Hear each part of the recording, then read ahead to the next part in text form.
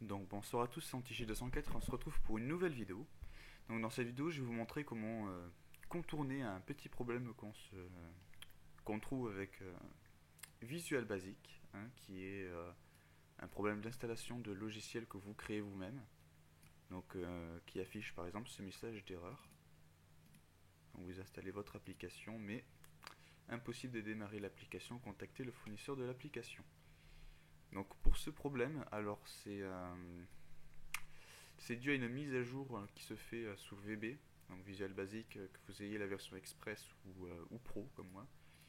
Donc normalement c'est une même mise à jour qui change quelques paramètres et qu'il faut régler. Donc je ne sais pas encore comment le faire, mais j'ai une technique qui permet de passer à côté et en plus de tester sur une machine moins puissante, parce qu'en général quand on code, c'est avec une machine assez puissante. Donc pour mon cas, je vais vous montrer mes propriétés.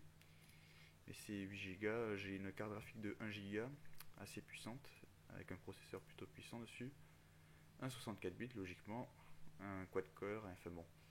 C'est pas ce que tout le monde a, ça arrive que des personnes ont un IPC, donc les petits PC là qui ont 1 à 2 Go de RAM, donc c'est relativement bas.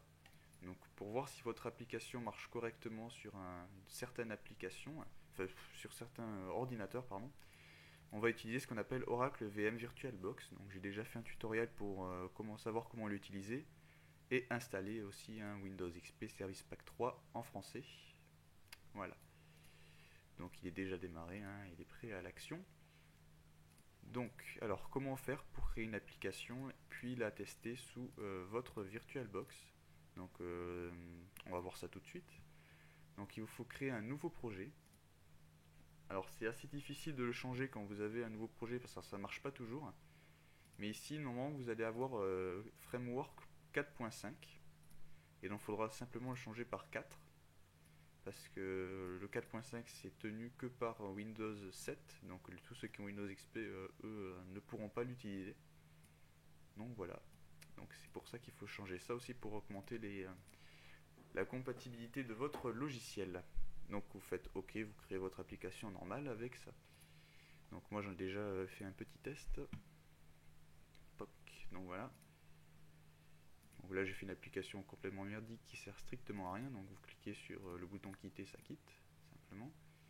Donc hop, je vais vous montrer mes paramètres. Donc ici framework 4, hein, donc au lieu qu'on ait le 4.5. Après il n'y a rien à changer ici. Ici on peut mettre en release. Donc alors pour ceux qui ne savent pas, debug c'est pour une version debug pèse plus lourd qu'une release, parce que la version debug donc c'est pour établir des tests et obtenir donc dès qu'il y a une erreur, un compte rendu on va dire du bug, qu'est-ce qui ne va pas. Donc dans les références inutilisées, bon, pas la peine de toucher, mais si vous voulez le supprimer faites-le. Bon moi perso je laisse, ça sert pas à grand chose, ça pèse pas grand chose non plus. Donc voilà, après ici on laisse tout comme ça. Les composants requis du coup ça sera Microsoft.NET Framework 4 ainsi que Windows Installer 4.5. Donc voilà, donc aussi, si jamais l'ordinateur ne l'a pas, il va les télécharger. Donc on va voir que là, ça va être le cas. Enfin, normalement, si je ne l'ai pas déjà fait. Donc voilà, donc on va publier.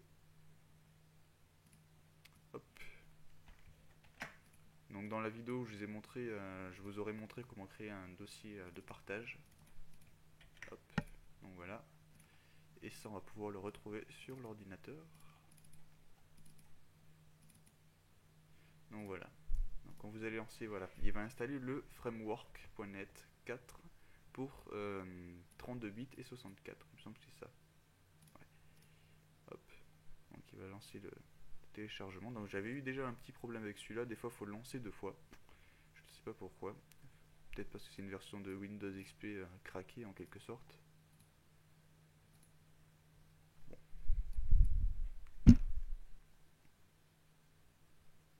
Donc on attend hein, le temps de chargement.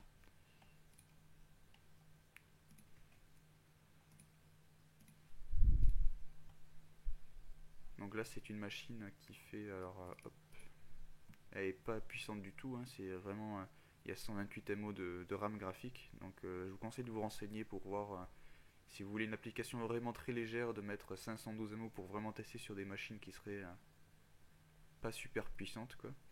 Donc j'ai alloué un processeur, 128 MO de RAM graphique, 1 Go de RAM normal. Donc c'est un 32 bits et puis voilà. Il a 10 Go de stockage maximum. Et puis voilà. C'est tout. Donc voilà l'installation. Et un dossier de partage qui fait 31 Go. Voilà. Donc on peut voir ici la taille de 10 Go du disque dur. Donc c'est pas mal pour effectuer des tests. Surtout si les applications que vous faites risquent de toucher au système. Là vous ne risquez rien, ce n'est pas votre système qui sera affecté, mais enfin, c'est beaucoup plus sécuritaire quoi. Il y a moins de chances que votre Windows ne démarre plus quoi, après un test d'application. Donc ça rame assez quand même.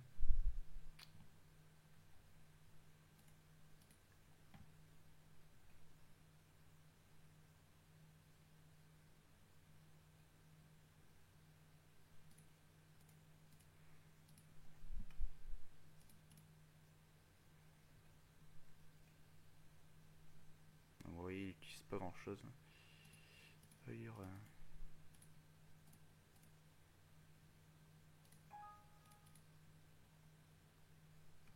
on va pas y gagner grand chose, mais.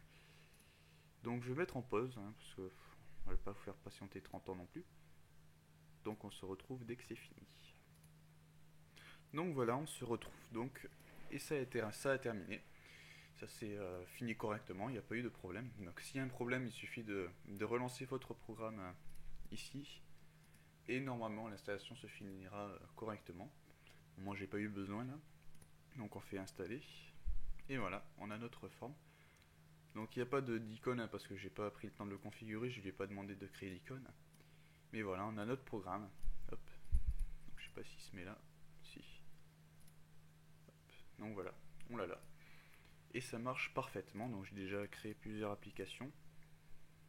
Je sais pas. Ouais. Donc celle-ci.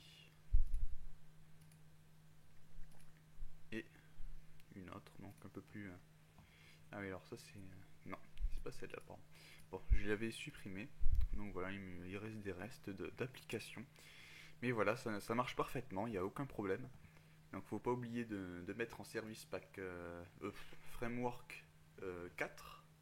Et le 4.5 n'est supporté que par Windows 7 et plus. Donc voilà. Alors après, si vous voulez encore le faire sur des PC encore plus anciens, il me semble, je dis bien il me semble, qu'il faut du. Alors oui. Sur du 98, par exemple, dans Windows 95, c'est du 1.1. Et 2.0 c'est pour le Windows 98 ou 2000, je sais plus. Mais voilà, donc ça permet quand même de remonter à longtemps, mais vaut mieux utiliser la version la plus récente possible. Pour je sais pas quoi d'ailleurs, pourquoi, qu'est-ce que ça change. Il faudra faire une recherche. Mais voilà, sinon Windows, j'arrête pas de me tromper, excusez-moi. Framework 4 permet d'englober tous les Windows XP Service Pack 3, parce que Service Pack 2 et 1, je pense pas que ça existe, encore du moins. Ça fait Windows 7, Windows 7, comment on appelle ça déjà, oui, Vista, Windows 8, et voilà, ça fait à peu près tout ça. Donc voilà, après, c'est pas une application Mac ou autre, donc ça ne marchera que sur Windows normalement, à part si vous avez un truc pour le convertir. Donc voilà, j'espère que cette vidéo vous aura plu et vous aura permis de contourner ce problème et d'en plus avoir une machine, pouvoir tester sur une machine virtuelle ce que donnerait votre application sur un PC moins performant. Donc voilà. Donc il faut savoir que tout peut être changé ici. Si jamais vous avez envie d'essayer sur un PC avec 512 MO et pas un 1024 qui fait 1 giga, vous pouvez le changer. Alors là, ça, je peux pas parce que il faut que j'éteigne la machine, mais vous voyez ici, on peut changer. Le nombre d'écrans, j'ai qu'un seul écran. Le système, on peut donner plus de processeurs, le nombre de pourcentage du processeur. Enfin bon, vous pouvez tout modifier ce que vous voulez ici, là, voilà. Donc voilà, c'est plutôt complet. Vous pouvez faire ce que vous voulez, vous amuser. Donc voilà, deuxième fin. J'espère que ce tuto vous aura plu et vous aura permis à avancer dans votre développement de logiciel. Et donc si vous avez aimé, n'hésitez pas à mettre un petit like sur la vidéo et de vous abonner si vous voulez voir plus de vidéos. Salut!